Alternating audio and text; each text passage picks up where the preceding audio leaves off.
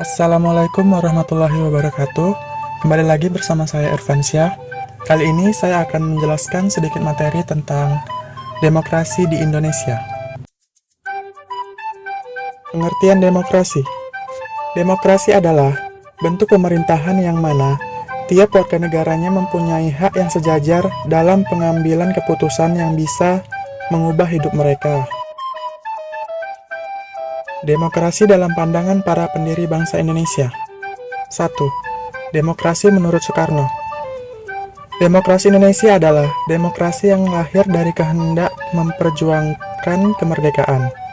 Itu artinya, demokrasi Indonesia menurut Soekarno meletakkan embrionya pada perlawanan terhadap imperialisme dan kolonial. Muhammad Hatta merupakan salah satu tokoh pergerakan yang menjadi pengkritik utama demokrasi liberal Barat. Kritik Hatta terhadap demokrasi Barat yang dimaksud bukanlah demokrasi Barat dalam arti politik, yaitu demokrasi dalam kehidupan politik atau liberalisme secara umum.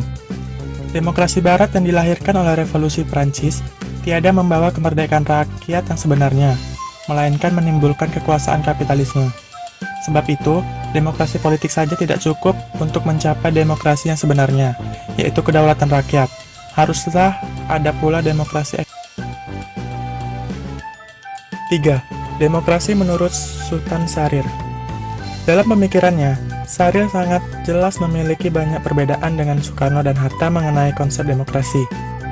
Bila Soekarno dan Hatta melihat individualisme sebagai hal yang harus dihindari, maka Syahrir justru menganggap individualisme menjadi elemen yang penting dalam negara sistem pemerintahan yang demokratis. Demokrasi yang pernah diterapkan di Indonesia. 1.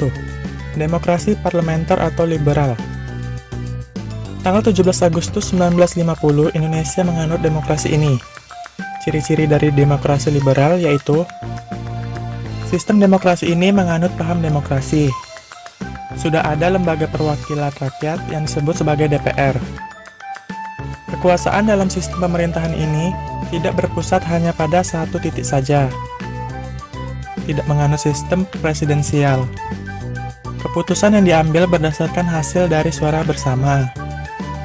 Sudah dilaksanakan pemilu untuk memilih presiden dan wakil presiden beserta dengan anggota kabinetnya.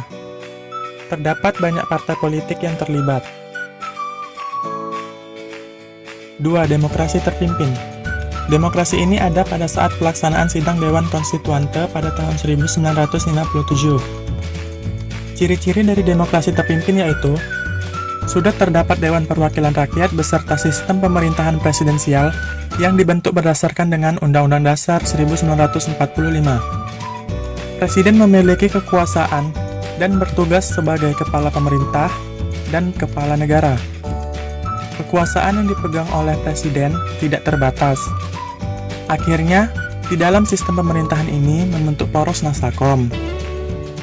Adanya partai-partai yang fungsinya disederhanakan walaupun pemilu belum pasti diadakan kembali. Anggota ABRI yang awalnya hanya memiliki tugas dalam mempertahankan keamanan, sekarang mendapatkan peran politik juga. 3. Demokrasi Pancasila. Sudah ada sejak tahun 1966 sampai dengan sekarang. Ciri-ciri demokrasi Pancasila yaitu adanya sistem pemerintahan presidensial, adanya partai yang disederhanakan sebagai pelaksanaan dari pemilu, terdapat beberapa lembaga negara, sudah ada pelaksanaan daerah otonomi, adanya pemilihan umum yang dilaksanakan secara langsung, adanya amandemen atau perubahan dari Undang-Undang Dasar 1945. Tantangan demokrasi di Indonesia. Sejak memasuki era reformasi, konsep demokrasi semakin nyata didengungkan. Hal ini terlihat dari kebebasan pers dan kebebasan berpendapat di kalangan masyarakat dalam mengkritik pemerintah. Di sisi lain, era reformasi juga membawa dilema untuk bangsa ini. Salah satunya adalah karena kebebasan berpendapat kerap disalahgunakan sebagai penegasan terhadap identitas kelompok tertentu atas nama mayoritas. Sebagai contohnya, banyak kita temukan konflik berbasis perbedaan agama dan budaya terjadi di masyarakat, maraknya ujaran kebencian terhadap kelompok minoritas, serta bermunculannya ideologi intoleran dan kejahatan terorisme. Selain itu, jika kita melihat situasi politik belakangan ini, banyak politikus yang memanfaatkan isu-isu SARA untuk saling menyerang lawan politik mereka demi mendapatkan legitimasi dari masyarakat. Bagaimana seharusnya demokrasi dijalankan secara ideal? Sebagai bangsa demokratis, negara harus mengakomodasi aspirasi atau suara rakyat, khususnya kaum minoritas, karena dalam sistem demokrasi, rakyat memegang kekuasaan penuh atas pemerintahan yang dijamin secara konstitusional.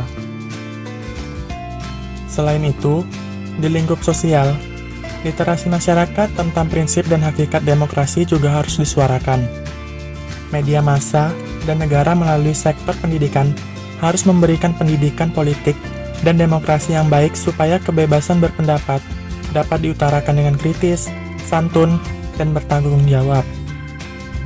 Satu hal yang terpenting dari penerapan demokrasi yang kita jalankan harus bermuara pada kemanusiaan, karena secara filosofis, prinsip demokrasi adalah merangkul dan mengakomodasi suara rakyat, baik mayoritas maupun minoritas, demi terciptanya suatu masyarakat yang adil, makmur, dan beradab. Baiklah, sekian materi yang dapat saya sampaikan. Saya akhiri. Wassalamualaikum warahmatullahi wabarakatuh.